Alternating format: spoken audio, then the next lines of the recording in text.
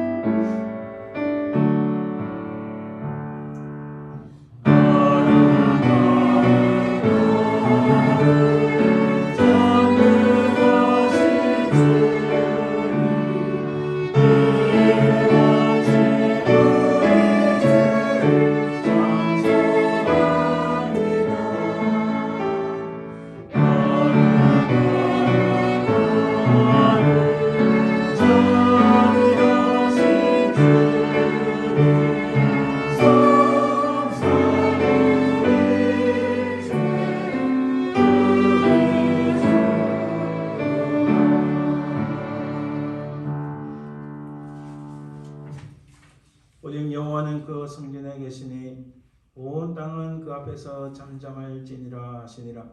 하나님의 영이시니 예배하는 자가 영과 진리로 예배할지니라. 아멘.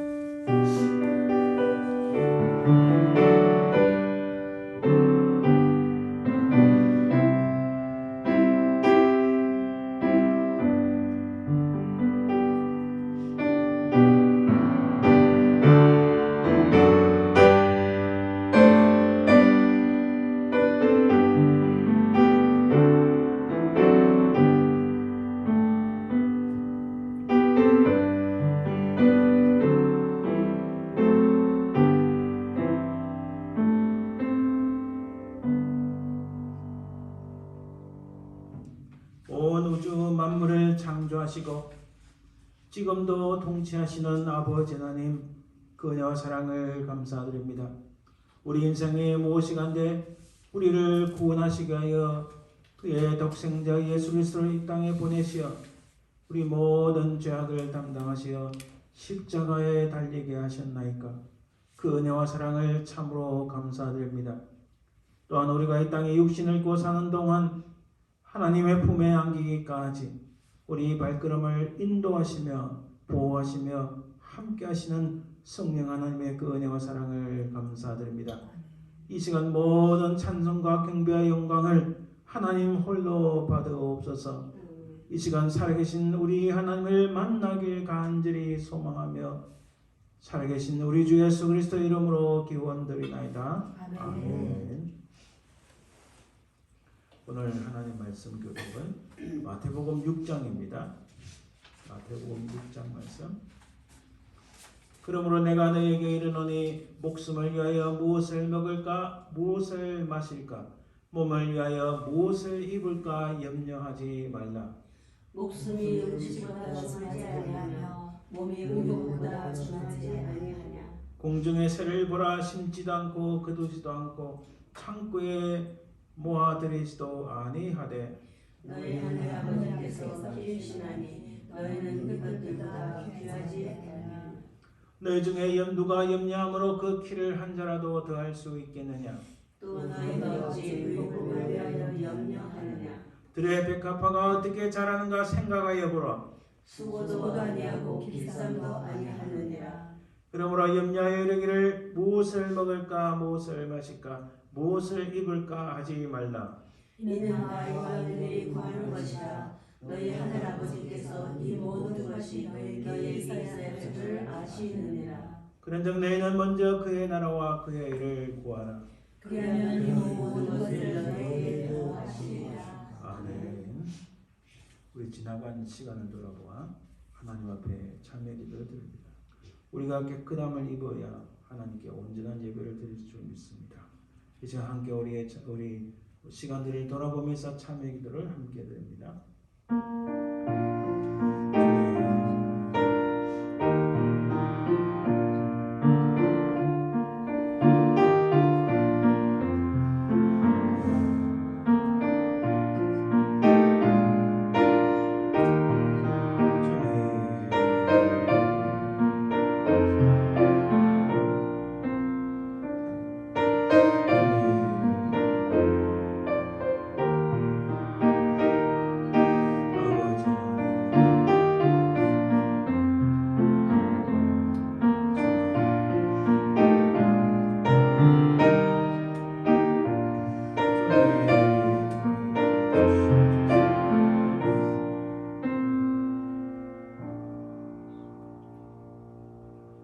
살아계신 주님 감사합니다. 우리 인생이 무엇이간데 우리를 위하여 하나님의 독생자 예수 그리스도께서 십자가에 달리셨나이까.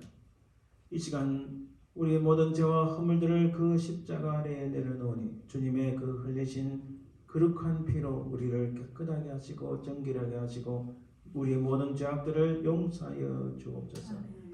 우리 모든 것들이 하나님 안에서 우리 주 예수 그리스도의 피로 말미암아 용서하여 짐을 감사드리며 그러하신 예수님 이름으로 기도드립니다. 아멘.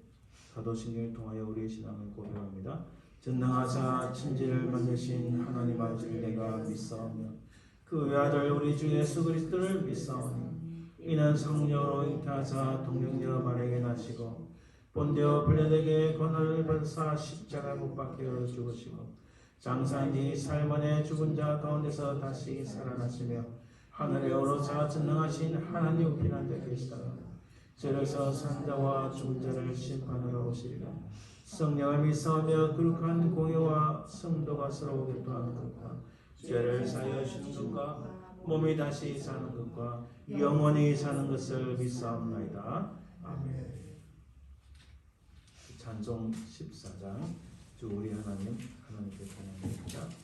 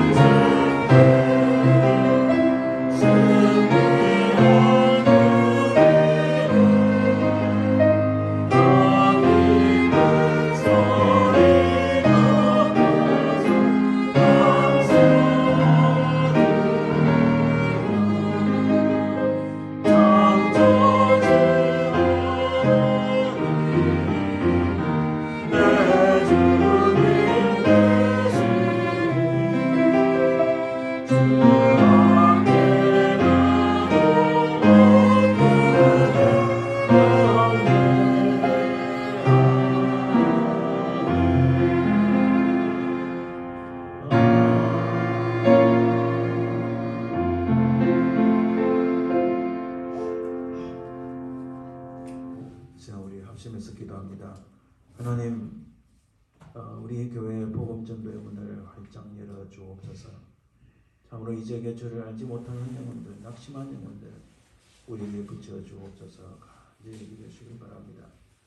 또한 오늘 말씀을 전할 저와 또 우리 이 미국 교회 스튜어트 목사님 위해서도 간절히 기도하시길 바랍니다. 참으로 이 교회 이 지역에 우리 교회가 좋은 소문이 나서 하나님의 크신 사역들을 잘 감당할 수 있는 참으로 하나님께서 기뻐하시는 교회가 될 수 있도록 기도해 주시기 바랍니다. 이 제목 놓고 우리 합심해서 한번 기도합니다.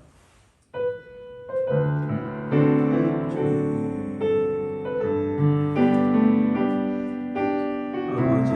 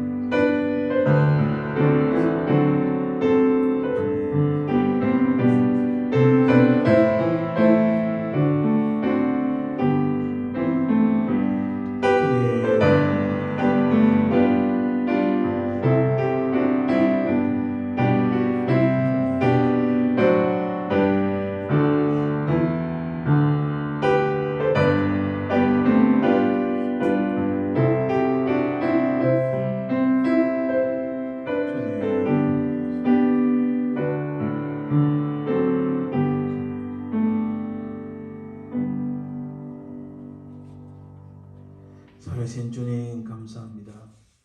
우리 간절한 기도가 주님 앞에 상달되어 응답받는 참으로 귀하고 복된 기도가 될 줄 믿습니다. 사랑의 주님, 우리 교회 은혜 베푸셔서 복음 전도의 문이 활짝 열리게 하옵소서. 낙심한 영혼들, 주를 알지 못한 영혼들 우리에게 보내주시고 참으로 주의 몸된 교회를 잘 섬길 수 있는 신실한 일꾼들도 붙여주시길 기도하고 나옵니다. 사랑해 주님 감사합니다. 오늘 말씀을 전할 부족한 종을 붙잡으시고 성령께서 역사하시고 인도하여 주옵소서. 또한 스튜어트 목사님에게도 하나님 함께 하시고 이 시간 말씀을 전할 때에 하나님의 성령의 폭발적인 역사가 일어나게 하옵소서. 이 지역에서 우리 교회가 아름다운 소문이 있게 하시고 그러하여 아버지는 지금은 미약하나 장차 창대한 역사가 일어나 주님을 기쁘시게 하는 하나님의 은혜가 넘치는 교회가 되게 하옵소서. 주님 감사드리며 걸어가신 예수님 이름으로 기도합니다. 아멘. 선하신 목자라는 제목으로 하나님 앞에 찬양 연주드립니다. 우리 제목을 보시면 사랑의 왕이시여 자비의 목자시여 나주를 멀리 떠나 길 잃고 방황할 때 저 생명 신의 물가로 이 몸을 이끄소서. 그 파란 불밭에서 새 양식을 먹이소서. 주 나와 함께 하시어 두려움 없게 하시고 그 지팡이 은혜로 안익게 하옵소서. 한평생 사는 동안 주님 뒤따라가며 영원히 찬송케 하옵소서. 우리 찬양 연주 들을 때에 가사를 보며 하나님의 크신 은혜가 임하시길 간절히 바랍니다.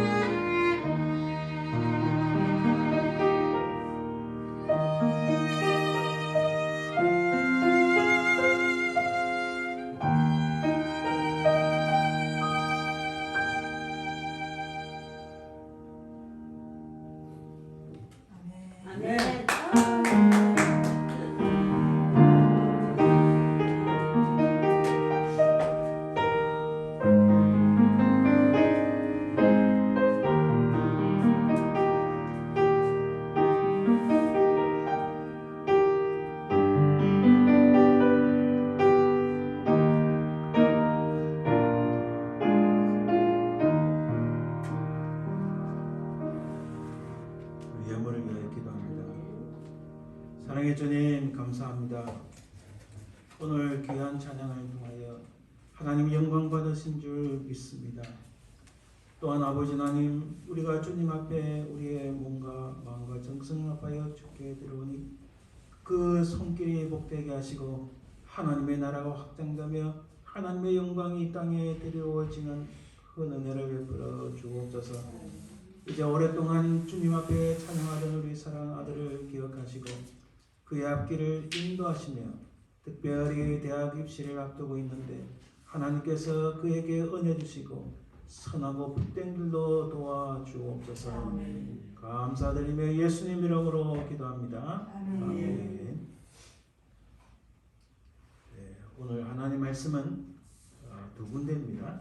고린도전서 1장 11절에서 17절 말씀, 그리고 16장 15절에서 18절 말씀. 우선 고린도전서 1장 11절에서 17절까지 말씀을 공부해야 됩니다. 1장 11절입니다. 내 형제들아, 근로의 지편으로 너희에 대한 말이 내게 들리니 곧 너희 가운데 분쟁이 있다는 것이라. 내가 이것을 말하거니와 너희가 각각 이르되 나는 바울에게, 나는 아볼로에게, 나는 게바에게, 나는 그리스도에게 속한 자라 한다는 것이니 그리스도께서 어찌 나뉘었느냐? 바울이 너희를 위하여 십자가에 못 박혔으며 바울의 이름으로 너희가 세례를 받았느냐? 나는 그리스도와 가이오 외에는 너희 중 아무에게도 내가 세례를 베풀지 아니한 것을 감사하노니 이는 아무도 나의 이름으로 세례를 받았다 말하지 못하게 하려 함이라. 내가 또한 스데바나 집 사람에게 세례를 베풀었고 그 외에는 다른 누구에게 세례를 베푸는지 알지 못하노라. 그리스도께서 나를 보내시면 세례를 베풀게 하려 하심이 아니요 오직 복음을 전하게 하려 하심이로되 말에 지혜로 하지 아니함은 그리스도의 십자가가 헛되지 않게 하려 함이라. 아멘. 고린도전서 16장 15절에서 18절 말씀 봉독해 드립니다.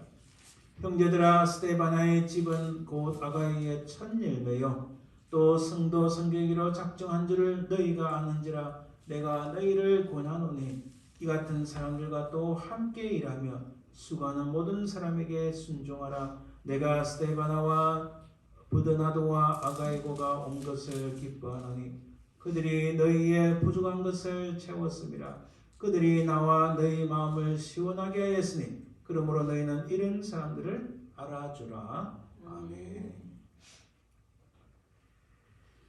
오늘은 스데바나라는 이 사람을 중심으로 그의 가정을 중심으로 그런 말씀을 살펴봅니다. 우리 잠시 기도합니다. 은혜로우신 아버지 하나님 감사합니다. 평범한 인생이었지만은 그러나 주를 위하여 헌신하고 온 힘을 다한 우리의 말씀에 나오는 이들을 따라가는 저희들 되게 하옵소서. 이 시간 주의 성령께서 우리 마음을 주장하여 주옵소서. 우리가 어찌하든지 주의 말씀만을 붙잡는 귀하고 복된 시간 되게 하시고 말씀을 전가하느냐 듣느니나 한결같은 하나님의 크신 은혜를 소망합니다. 저 악한 사도막이 틈타지 말게 하옵소서. 감사드리며 예수님 이름으로 기도합니다. 아멘.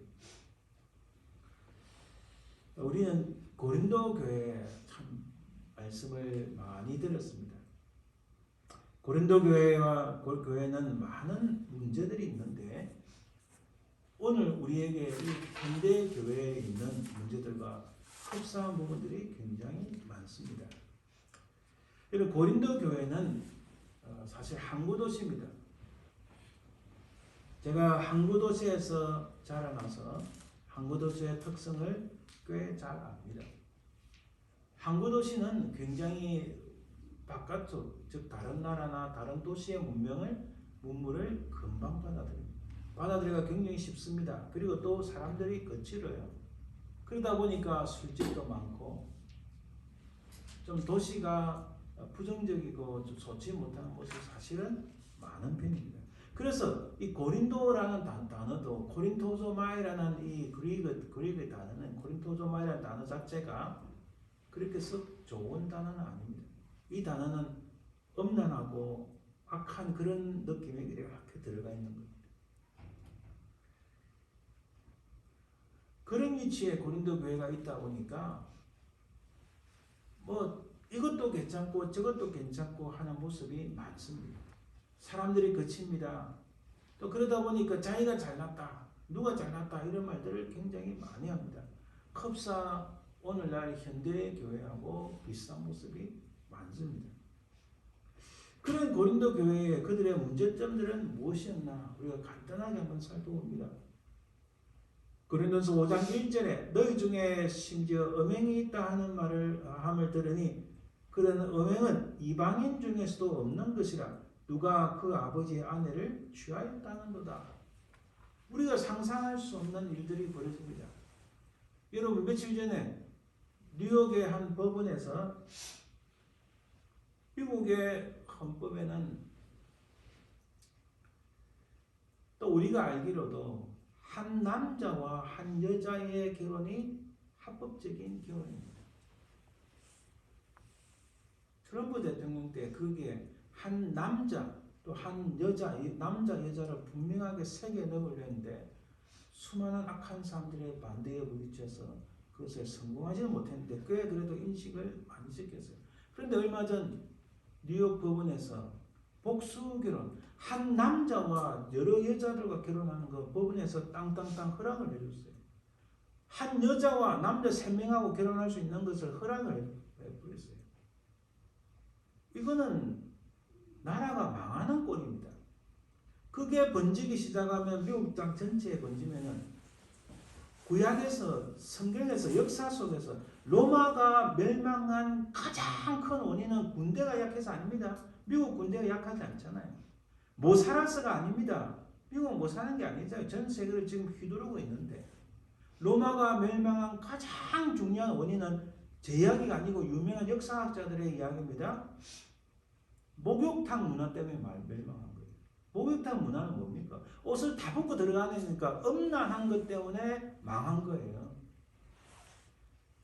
그건 유명한 역사학자들의 공통된 일치입니다. 물론 원인이 그것만 있는 건 아닌데 나라가 그렇게 가면 필년 망하게 돼 있어요. 반드시 망하는 것이 역사 속에서 있어. 그래서 저는 우리 자녀들뿐만 아니라 앞으로 살아가야 될 세대들은 어떻게 되는가? 뭐 우리는 괜찮겠죠. 근데 앞으로의 세대는 그것을 많이 보게 될 텐데 참 걱정이 이만저만이 아닙니다. 이 고린도 교회도 제가 아까 말씀드렸지만 제가 한 곳없이 살아봐서 충분히 이해를 합니다. 술집 많고요. 거리의 여자들이 많아요. 제가 어릴 때 제 이야기 참 죄송한데 집에 가면은 저 밖에 안 나왔어요. 하이스쿨 대학 갈 때까지 집에서 밖에 안 나온 이유가 너무 동네가 나쁘다보다도 분위기가 안 좋은 거예요. 여인숙이 많았고 술집이 많았고 맨날 싸우는 소리가 많았고 그러니까 그런 동네에서 전 살고 싶지 않았는데 어쩔 수 없이 부모님 사시니까 살았지만은 그게 항구 도시의 특징입니다. 배 타는 사람들이 많다 보니까 거칠고 술집이 많고 지금 딱 고린도 교회가 그런 거예요. 근데 그 음행의 도가 지나친 겁니다. 이런 일이 있었던 거예요. 그것도 교회 안에서 고린도 교회 안에서 사회가 아닙니다. 너희 중에 누가 다른 이와 더불어 다툼이 있는데 구태여 불의한 자들 앞에서 고발하고 성도 앞에서 하지 아니하느냐. 지금은 교회 안에 문제가 생기면 사회법정에 고발하고 우리 자연스럽게 가는데 바울은 그것을 굉장히 좋지 못한 거라고 분명히 말씀합니다.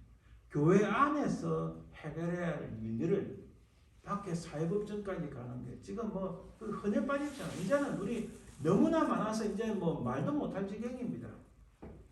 불의한 자들 앞에서 고발한다. 남편은 그 아내에 대한 의무를 다하고 아내도 그 남편에게 그렇게 할지라. 자, 제가 다 가져오지 못했지만 남편과 아내의 관계도 엉망인 거예요.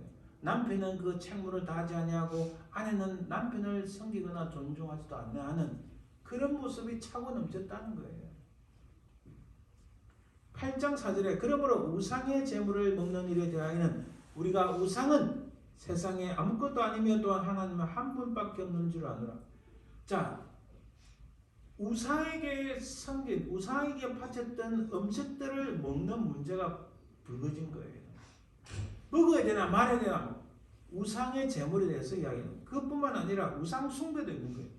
그들 가운데 어떤 사람들과 같이 너희는 우상 숭배하는 자가 되지 말라.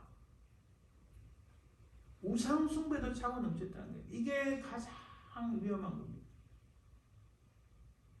하나님 앞에서 증거를 받고 하나님의 진노가 임하는 첫 번째는 우상숭배입니다.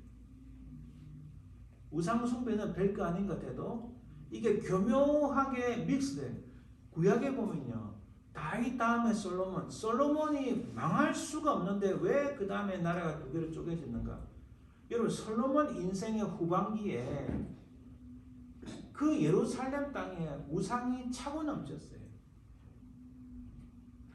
우상이 차고 넘치니까 나라가 망한 겁니다. 그것은 단지 이스라엘이라는 나라만 망한 게 아니라 역사 속에서 들여다보면 항상 그래왔다는 거예요. 그런 모습들이 이 고린도 교회에 차고 넘쳤다. 자, 11장 18절에 21절을 보면은 먼저 너희가 교회에 모일 때는 분쟁이 있다 함을 들었다. 너희 중에 파당이 있어요. 함께 모여서 주의 만찬을 먹을 수 없으니 이는 먹을 때 각각 자기의 만찬을 먼저 갖다 먹으므로. 이 말씀은 무슨 말씀이냐면요. 이 당시 1세기 때는 사실 형편이 다 어려웠어요. 형편이 다 어렵다 보니까 한 번씩 애찬을 합니다. 애찬이라는 것은 우리가 많이 했던 것처럼 음식을 교회에서 준비합니다. 그런데 딱 한 사람이 와서 나는 저기 음식 만드는데 내가 한 1,000불을 기부했으니 아니, 사람들 오기 전에 난 저딴 거 내가 좀 먼저 먹자. 손을 먼저 대는 거예요. 그리고 먼저 대고 자기가 그 앞에 제일 좋은 자리에 앉아서 다른 사람들이 오기 전에 먼저 음식을 먹는 그 모습인 거예요. 그래서 각각 자기의 만찬을 먼저 갖다 먹음으로 그 다음에 이 사도 바울이 주의 만찬에 대해서 설명해 놓습니다. 어떻게 만찬을 할 것인가, 주의 특히 성찬에 대해서 말씀이 나와요. 그래서 어떤 사람은 시장을 어떤 사람은 취함이라. 이것은 고린도 교회라는 공동체 안에서 쉽게 말하면 돈 많이 낸 사람은 자기 마음대로 먼저 갖다 먹고, 가난한 사람은 한참 있다가 찌꺼기 있는 거 먹고, 하나님 그거 기뻐하지 않는다는 거예요. 그런 모습들이 교회에 있었다고 지금 분명히 그것을 말씀하시는 거예요. 22절에 보면 너희가 먹고 마실 집이 없느냐, 너희가 하나님의 교회를 업신여기고 빈궁한 자들을 부끄럽게 하느냐. 자, 이런 모습들을 바울이 어떻게 하는 거라고요? 하나님의 교회를 업신여겼다 말합니다. 와, 이거는 무서운 징계가 내리는 거죠. 빈궁한 자들을, 불쌍하고 가난한 자들을 부끄럽게 만들었다 너희들이. 자, 이런 모습들이 고린도 교회 안에 있었다. 13장 1절에 너희는 더, 12장 31절부터 봅니다. 너희는 더 큰 은사를 삼아라. 내가 또한 가장 좋은 길을 너희에게 보이리라. 내가 사람의 마음과 천사의 말을 할지라도 사랑이 없으면, 자, 고린도 교회 안에는 야, 나는 최고의 방언 은사를 받았다. 나는 영어 방언 받았다. 나는 일본 방언 받았다. 제 말이 아닙니다. 제가 신학교 강좌에 제 모교에서 있었던 일입니다. 권사님 두 분이 제 앞에는 나는 영어 방언 받았어 하고 막 보니 영어 같아요. 보니까 영어도 하나 못 하시는 분들. 나는 일본 방언 받았다. 나는 너희들이 못하는 이런 방언 받았다. 따다다다 하는데 뒤에서 제가 다 새벽기도 마치고 앉아 보니까 젊은 제가, 그때는 제가 그래도 청춘이었습니다. 20대 후반이니까 청춘이었는데 다 보니까 제가 솔직히 말씀드려요. 가짜는 거예요. 저 사람들이 무슨 교회 권사라고 저 새벽에 나와가지고 무슨 저런 식으로 아니 경쟁을 하는 거 거짓말이 아니면 실제로 그래요. 또 원래 그 사람들이 또 원소지간입니다. 그런데요, 재밌는 것은 하나님께서 그 원소지간 원래 한 서너 명 있는데 두 가정의 아들과 딸을 묶어서 사돈을 만들어 버리시더라고요. 그런데요, 제가 함부로 말할 수 없지만 자식들이 일이 안 돼요. 뭘 해도 안 돼요. 하나님 응답이 없어요. 지금 이거 말합니다. 이런 방은 예언 은사 있다고, 뭐 치유 은사 있다고, 뭐 무슨 은사 있다고 자랑하지 말라. 가장 큰 은사는 뭐라고요? 사랑의 은사라고 말하는 겁니다. 바울이. 사랑이 없으면 아무 소용없는 거야. 실제로 지금 이런 것은 제가 체험으로도 깨달았어요. 체험으로.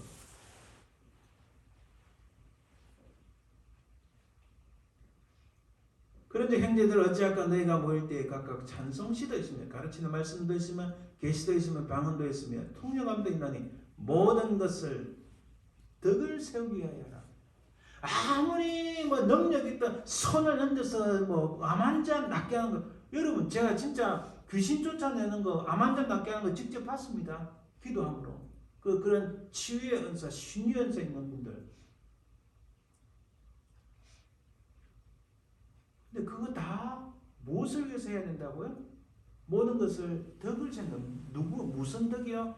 하나님의 덕을 세우고 교회의 덕을 세우고 교회의 화평을 구하는 덕을 세우는 거기에 목적이 있다는 거예요. 그거 아니면 아무 소용이 없다는 겁니다. 그리스도께서 죽은 자 가운데 다시 살아나시다 전파될 걸 너희 중에서 어떤 사람들은 어찌하여 죽은 자 가운데서 부활이 없다느냐. 아니 세상에 예수님 믿는다고 해놓고 부활이 없다 이게 막 하는 사람들이 있는 거예요. 이런 모습이 고린도 교회 안에 차고 넘쳤습니다. 오늘 본문의 말씀 1장 11절에 13절에 보면 나는 바울에게, 나는 아볼로에게, 나는 게바에게, 나는 그리스도에게 속한 자라. 나는 모 장로에게, 나는 저 개 장로에게, 또개 걸리면 나는 또 장로에게, 나는 걸 장로에게 막 이렇게 많은 거예요. 제가 정말 그때는 너무 가슴이 아파서 정말 마음속에 피눈물이 나는데, 제가 한국에서 섬겼던 교회가 이렇게 분파가 있고 파당이 있다 보니까 교회가 다 쪼개질 거예요. 2,500명의 교회가 다 쪼개질 뻔했어요. 지금 전혀 힘을 못 씁니다. 다 쪼개질 뻔했다. 사람들 다 달아나 버린 거예요. 진짜 괜찮은 사람들은 다 다른 데로 달아나 버린 거예요. 전혀 힘을 못 씁니다. 이런 모습들이 있다고 바울이 딱 말하는 겁니다. 13절에 그리스도께서 어찌 나뉘었느냐? 바울이 너희를 위하여 십자가에 못 박혔느냐? 바울의 이름으로 세례를 받았냐? 아니다. 오직 예수 그리스도께서 그분이 십자가에 달리셨고 그분의 이름으로 세례를 받는데, 너희들은 뭐 바울, 아볼로, 게바, 그리스도, 한마디로 웃기지 마라 이렇게 말씀하시는 거예요.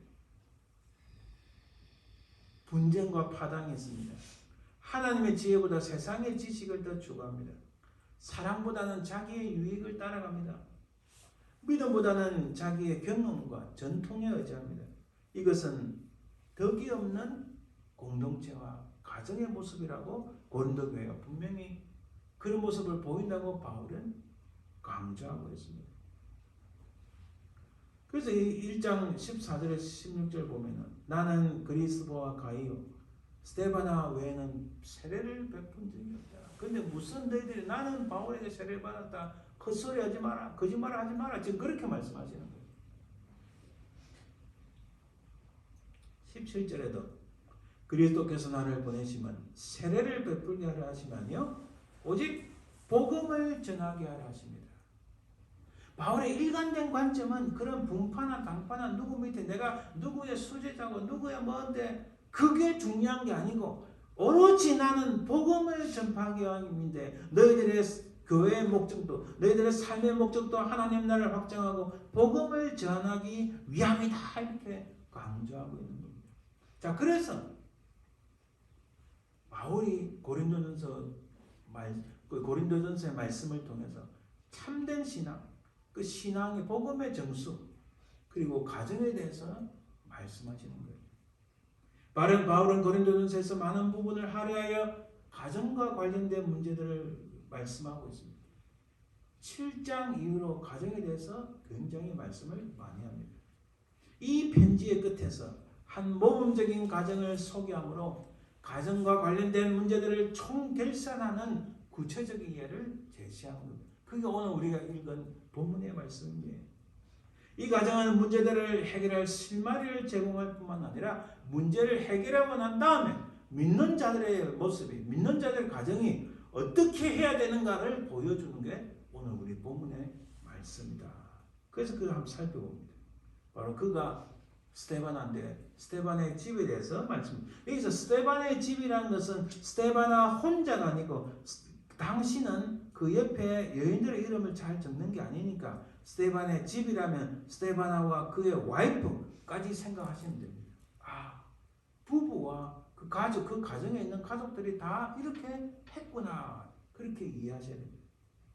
자, 바울은 스데바나를 아가의 첫 열매다라고 오늘 16장 15절에 말씀합니다. 형제들아, 스데바나의 집은 곧 아가의 첫 열매요, 이렇게 말씀합니다. 자, 근데 사실은 사도행전 보시면, 사도행전 18장 1절에 보시면 그 후에 바울이 아덴을 떠나 고린도에 이르러 하나님을 경외하는 디도, 유스도, 그리고 18장 8절에 회당장 그리스도가 온 지방과 더불어 주를 믿으며 수많은 고린도 사람도 듣고 믿어 세례를 받더라. 아니, 여기 고린도 지역에서 스데바나가 처음으로 예수 믿은 게 아닙니다. 다른 사람들도 있었어요. 디도, 유스도도 있고, 아까 그리스도는 아까도 나왔잖아요. 그리고 다른 수많은 고린도 교회 사람들이 있습니다. 그런데 아가야 출신 중에서 아가야 사람인 이 스데바나가 첫 번째 열매다, 그렇게 말씀합니다. 또 바울이 이 스데바나한테 딱 방점을 주는 거예요. 야, 이 사람이 진짜 오리지널 퍼스트야. 제가 한국에서 사역할 때는 담임 목사님 계셔서 세례식을 베풀면 제가 옆에서 보좌해가지고 세례식을 진행한 적이 있습니다. 목사님이 하시고 또 유아 세례도 그렇고. 미국 와서는 제가 공부 열정하다 보니까 미네소타도 사역하고 했지만은 직접 세례를 베푸진 않았어요. 그러나 뉴저지 와서 직접 세례를 베푼 첫 번째 분이 계십니다. 누군지 아시겠죠? 집사님 누군지 아시겠죠? 제가 목사로서 첫 번째 세례를 베푸신 분이 계시는 거예요. 그게 바로 체릴의 사람, 체릴 출신의 첫 번째 세례자 이모모, 지금 이렇게 말씀하시는 거예요. 다른 사람들도 다 있는데, 그러니까 바울이 생각할 때 또 스데바나가 얼마나 참 좋은 사람인지, 자기를 잘 돕는 사람인지 뒤에 나와요. 그걸 생각할 때 바울의 마음에는 이 스데바나가 나의 참 아가야 지방의 첫 번째 열매다 이렇게 생각하는 거예요. 그죠? 집사님이 그래서 제가 집사님을 애틋한 마음이 있다 이거 알아주셔야 됩니다. 모른 척 하시면 안 돼요. 자, 그래서 이 스데바나는 바울에게 있어서는 아가야의 첫 번째 열매다. 자, 다른 사람들이 아가야에서 예수를 믿었는데도 불구하고 스데반의 집에 아가야 전 열매라 부르는 것은 그 가정이 아가야 사람으로 아가야에서 온 집이 세례를 받았기 때문이다. 이렇게 말씀합니다. 오늘 우리가 읽은 본문 16절에 보면 내가 또한 스데바나 집 사람에게 세례를 베풀었고 이렇게 말씀합니다. 바울의 특별한 감정, 그의 신앙과 헌신에 대한 이 바울의 평가라는 거예요. 진짜 그런 마음이 들겠어요. 뒤에 보면 알지만 스데바나와 그의 온 집이 바울을 얼마나 잘 도왔는지 정말 대단합니다. 저도 언젠가 한 10년쯤 지나서 그 당시 이모 집사님이 나의 천년 열매로서 나를 얼마나 잘 도왔는지 이런 회고록에 그렇게 적히길 바랍니다, 집사님. 바울이 이 스데바나에 대해서 특별한 감정이 있었던 게 분명합니다. 바로 이 한마디가 그 스데바나에 대한 바울의 평가였습니다. 그렇다면 스데바나의 집의 사역은 스데바나와 그의 부인과 그의 온 집은 무슨 일을 했는가? 15절에 보면 첫 번째로 형제들아 스데바나의 집은 곧 아가의 첫 열매 또 성도 섬기기로 작정했다. 성도 섬기기로 작정했다. 자, 이 말씀은 이렇게 우리가 볼 수 있습니다. 이렇게 그 원문을 가지고 해석할 수 있습니다. 성도들을 섬기는 일에 그들은 자신들을 임명하였다. 작정하였다는 말은 임명하였다. 나 앞으로 불쌍하고 힘든 사람들, 그 사람들은 내가 참 나도 어렵고 힘들지만 그 사람들 잘 도와야 되겠다. 다른 사람들을 세워주지 않으니 자기가 스스로 오케이 나는 그 일에 내 스스로를 임명시킨다 이런 의미예요. 그러니까 어렵고 힘들어도 전화 같은 사람은 예, 걱정하지 제가 지금 바로 가볼게요. 병원에 가서 아이고 참 힘들 아무도 없어서 돌아보지 않는 사람을 참 위로하고 격려하고 또 가보니까 또 너무 이렇게 건강이 안 좋고 먹을 것도 없어서 잠깐 계세요. 먹을 거 사다가 만들어주기도 하고 이런 일을 하는데 스데바나가 자기 스스로 자기 자신을 임명했다. 그런 일을 하기로 결심했다는 뜻이에요. 놀랍습니다. 그죠? 누가 시킨 것도 아니고 자기 스스로 했다는 겁니다. 성도 성결에 가장 우선순위를 뒀다. 가정 전체, 특별히 부부가 함께 헌신했다. 이런 겁니다. 제가 신학교 처음 가서 참 좋은 친구예요. 정말 인물도 좋고 똑똑하고 공부도 잘하고 참 이분은 훌륭한 목사님 되겠다 했는데 신학교 2년인가 같이 다니다가 그만뒀어요. 왜냐하면 그 사모님이 간호사인데 자기는 도저히 목사 사모 못하겠다. 도저히 남도 없는 거 왜 내가 도와야 돼? 내 일하기 바쁘고 내 도저히 못하겠다. 이분이 결국은 신학대학원 다니는 걸 포기를 했어요.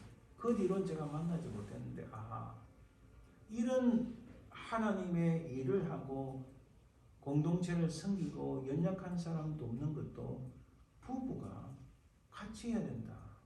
한 사람이 저렇게 나가 떨어지니까 도저히 안 되구나 하는 것을 경험해 봅니다. 분명히 이 스데바나는 부부가 이 일에 합심해서 했음에 분명합니다. 그러니까 스데바나의 집이라고 표현했어요. 바울은 그것을 너무나 귀하게 봤다는 말씀입니다. 또 두 번째는 16절에 이 같은 사람들과 또 함께 일하며 수고하는 이렇게 말했어요. 함께 일하며 수고했다. 근데 이들은 자신들의 가정만 아니라 함께 동력하는 사람들이 있었다는 겁니다. 아마 이 스데바나가 자기 혼자보다는 함께 알면 좋은데 삼겹줄은 끊어지지 않는데 그죠? 그 사실을 우리 이순신 장군도 진작에 알았나 봐요. 뭉치면 살고 이렇게 하죠. 그러니까 나를 도울 수 있는 동력자가 누구인가? 또 내가 도울 동력자, 내가 함께 또 일을 열심히 하고 내가 도울 수 있는 사람은 누가 있는가? 여기에 큰 관심이 가졌어요. 그래서 17절에 보니까 내가 스데바나와 버드나도와 아가이고 온 것을 기뻐하니. 자, 스데바나가 바울을 방문하는데 이 바울이 어디에 있었냐면 이때 에베소에 있었어요. 에베소에서 고린도전서 편지를 적었습니다. 그 에베소를 방문하는데 혼자 간 게 아니고 버드나도와 아가이고라는 사람을 동행해서 같이 갔다. 즉 이들과 같이 사역을 했다는 의미입니다. 스데바나는 성도 성전의 실천으로 바울을 방문했는데 이때 이 두 사람이 함께 대동했다. 이 말씀은 혼자 독불 장군같이 한 것이 아니라 함께 동력, 함께 협력해서 하나님의 일, 교회 일을 했다는 말씀이에요. 굉장히 중요합니다. 그러한 결과로 그들은 중요한 세 가지 일을 하는 내용이 있습니다. 바로 다시 살펴봅니다. 17절 보면 내가 스데바나와 버드나도와 아가이고가 온 것을 기뻐한다. 지금 바울이 사실 에베소에서 사역할 때 바울이 참 고민이 많았어요. 근심도 많았고 특별히 그 근심 중에서 무슨 근심이 있었냐? 고린도 교회의 소식을 들으니까 좋지 못한 아까 처음에 살펴본 그런 소식들이 막 들리니까 바울이 고민이 심합니다. 근심이 심해요. 하나님 앞에 얼마나 기도하고 매달리겠어요. 그런데 스데바나가 두 사람과 더불어 바울을 딱 방문을 하니까 이 바울이 너무 기쁜 거예요. 교회를 위해서 열심히 헌신하고 가난하고 힘든 사람들도 없고 또 바울의 사역에 힘을 다하는 이 스데바나와 버드나도와 아가이고 세 사람이 딱 방문하니까 너무 기쁜 거예요. 세 사람이 에베소에 있는 바울을 방문했다는 이 자체가 벌써 바울에게 큰 위로와 격려를 주는 바로 그런 사역이었다는 겁니다. 아마도 이때 스데바나는 고린도 교회의 질문 편지, 자 고린도 우리 서로 다 안 봤지만 7장 1절 이후로 보면은 그들이 질문하는 내용이에요. 바로 그것을 가지고 바울에게 왔을 거예요. 그러니까 바울이 고린도전서 7장 1절 이후로 그들에 대해서 특히 가정에 대해서 남편과 아내에 대해서 길게 설명을 많이 합니다. 자, 고린도 7장 이하의 내용은 주로 가정생활과 관련되는데 남녀 문제, 부부간의 업무에 대한 문제, 부부간의 분방하는 문제, 결혼 문제, 과부와 관련된 문제, 우상의 재물을 먹는 문제 등 이런 문제들에 대해서 답을 하는데 아마도 바울은 이런 일들에 있어서 가장 모범적인 사람이 누굴까? 가장 좋은 사람이 누굴까? 바울은 다른 데서 찾지 않고 그들이 잘 아는 스데바나를 딱 이야기하는 거예요. 무슨 말씀인지 아시겠지? 고린도서 7장 이후로 가정에 대한 부부에 대한 남녀간에 대한 문제를 다 적어가면서 옳거니 이들이 제일 잘 아는 사람이 스데바나인데 스데바나의 집을 보면은 이들이 어떻게 해야 될지, 우리가 부부간에 어떻게 해야 될지, 우리 가정이 어떻게 살아야 될지를 좋은 모범과 사례를 보여주는 사람이 바로 이 스데바나의 집이다 하고 딱 이야기하는 거예요. 그래서 바울은 그를 언급하고 있는 겁니다. 다시 17절에 보면 내가 스데바나와 버드나도와 아가이고 온 것을 기뻐하는 그들이 너희의 부족한 것을 채웠다. 이렇게 말씀합니다. 바울이 보기에 고린도 교회는 많은 문제점을 해서 이 정상적인 신앙의 수준에 미치지 못하고 있었어요. 부족함 그 자체였습니다. 근데 스데바나의 가정이 고린도 교회에 부족함들을 보충해 주었다. 여러분, 우리 현대 교회도요. 교회 다 가보면 다 눈에 보입니다. 이 부부가 이 교회의 아주 중요한 부분, 영적인 부분, 또 교회 화평하고 또 편안하게 만드는 이분들이구나 하고 눈에 보이는 거예요. 지금 바울이 그것을 언급하는 거예요. 너희들이 그렇게 문제가 많고 어찌할 바를 모르는데 그게 가장 너희들이 잘 아는 사람 바로 스데바나가 이 스데바나와 그 와이프 그 집안이 너희의 부족한 것을 채워주는 사람이다 이렇게 말씀하시는 거예요. 그러니까 스데바나가 얼마나 고린도 교회 안에서 헌신하고 복음을 위하여 일했는지 알 수 있는 대목입니다. 바로 이런 가정이 교회에 필요한 겁니다. 교회의 전반적인 부족에도 불구하고 굳건히 헌신된 신앙생활을 함으로써 교회의 부족을 보충할 과정이 절실히 필요하다는 사실입니다. 이 구멍난 현대교회를 메울 성도는 누구인가? 현대의 스데바나는 누구인가요? 자, 마지막으로 18절에 보면 그들이 나와 너희 마음을 시원하게 하였다. 이야, 이 바울이 정말 위대한 대단한 정도가 아니라 위대한 사람입니다.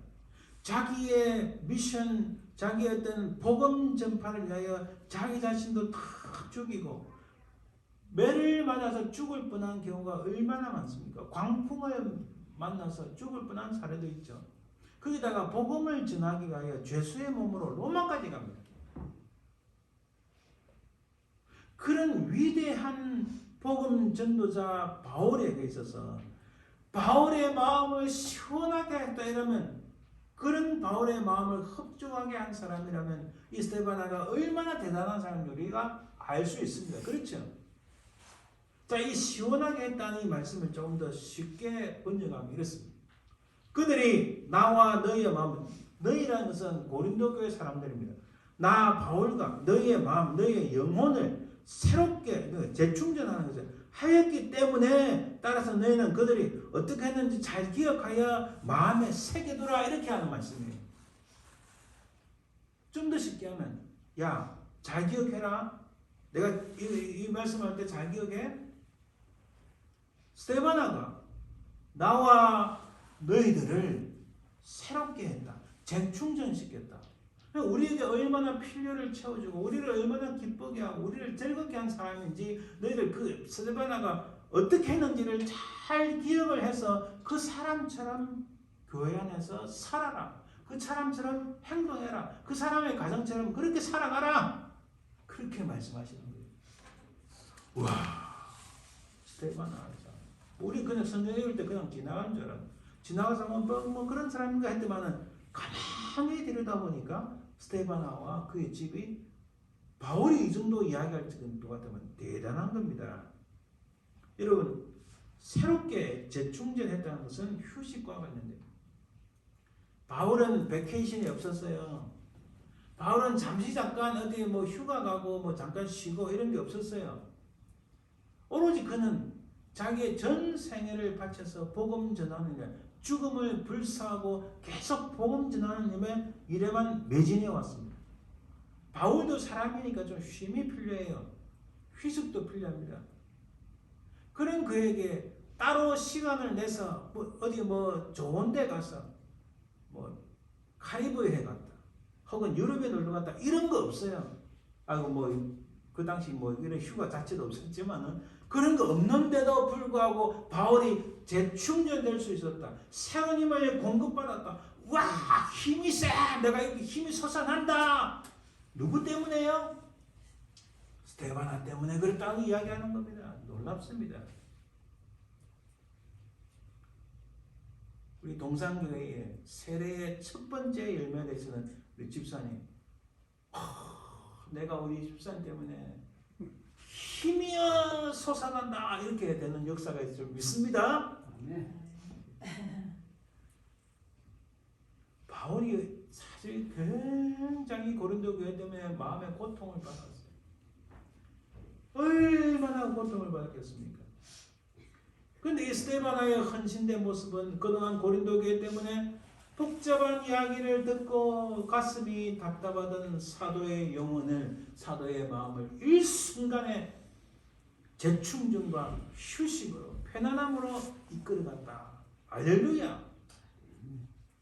바울은 스데바나의 방문으로 말미암아 편안함을 맛보고 있습니다. 이것은 헌신된 가정이 다른 사람들에게 주는 가장 크고 중요한 점이라는 사실입니다.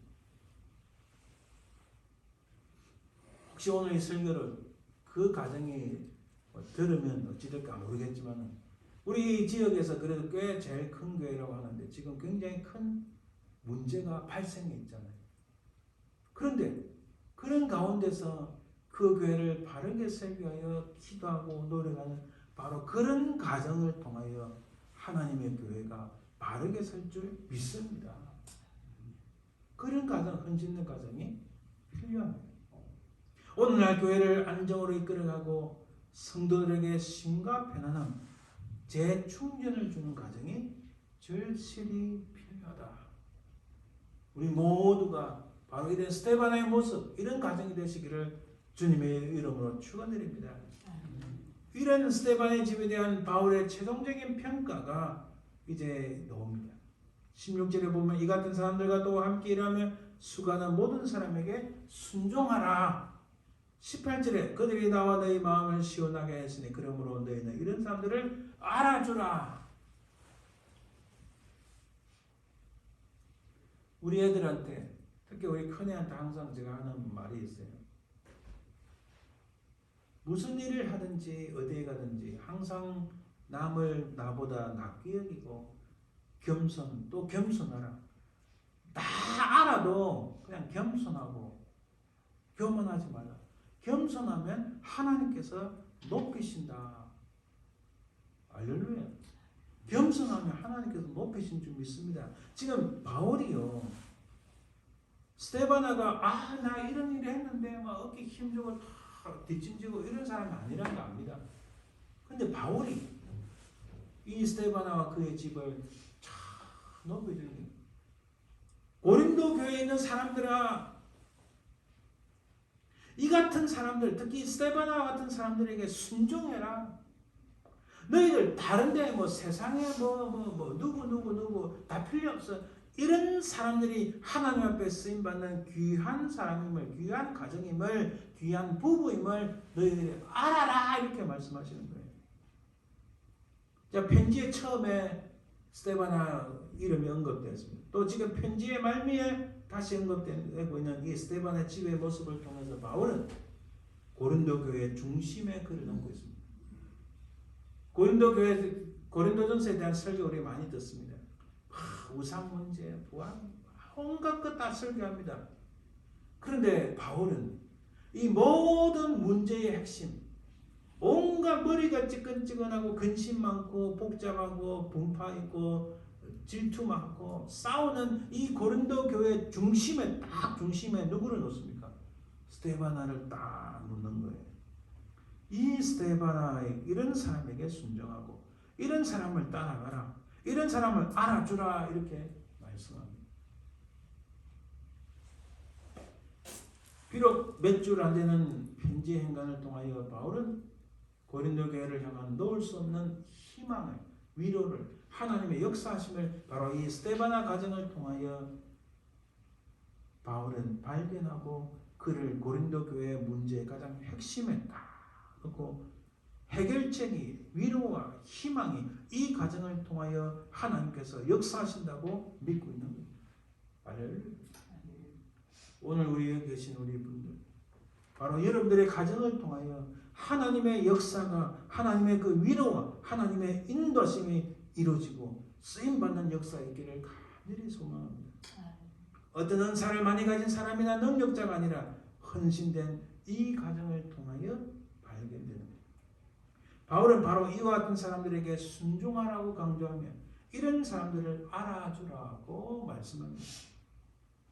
한 사람을 통하여 그의 가정에 주님께 헌신하는 것은 물론이고 온 세상에 복음을 전하는 데 사력을 다한 바울의 에너지가 되었고 바울에게 위로가 되었고 그를 회복시켰으며 그에게 기쁨이 되었고 그에게 휴식과 편안함에 그리고 열정이 된 사람, 바로 그가 스데반하였다는 사람. 그는 비록 평범하게 살았지만은 정말 평범함은 아니었습니다. 다른 사람들과 다르게 살았고 하나님께 쓰임받는 사람이었습니다. 분열이 심하고 온갖 자랑과 교만, 경솔함, 어리석음, 왜곡된 신앙, 자기 잘남, 위세가 판치는 고린도 교회에서 신앙과 헌신의 무게중심을 잘 잡아나가던 스데바나와 그의 집을 통하여 하나님께서 일하신다는 말씀입니다. 나는 지혜가 없다, 나는 시간과 돈이 없다, 나는 건강에 요청하여 할 수 없다고 할 것이 아니라 헌신된 마음과 온전한 믿음을 통하여 교회를 아름답게 세울 수 있고 하나님의 나라의 확장의 큰 일을 감당할 수 있다는 사실입니다. 바로 지금 누가 스데바나가 될 것인가? 우리 교회 이 자리에 계신 모든 분들은 바로 스데바나와 같이 하나님 앞에 헌신한 함으로 하나님께 귀하게 쓰임받는 저와 여러분들 되시기를 간절히 축원합니다. 기도합니다. 사랑의 주님 감사합니다. 아버지 하나님, 우리는 부족하고 연약하나 스데바나와 그의 온 집처럼 우리가 하나님 앞에 헌신하며 또 성도 섬기는 일과 또 다른 사람들을 섬기고 교회를 아름답게 세우며 하나님 나라 확장하는 데 쓰임받는 저희들 되게 도와주옵소서. 감사드리며 예수님 이름으로 기도합니다. 아멘. 찬송 543장 시작.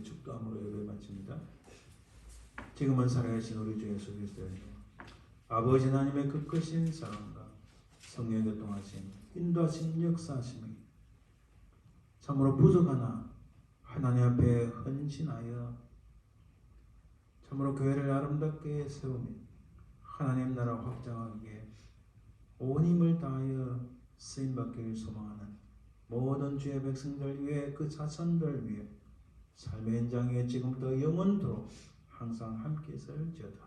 아멘.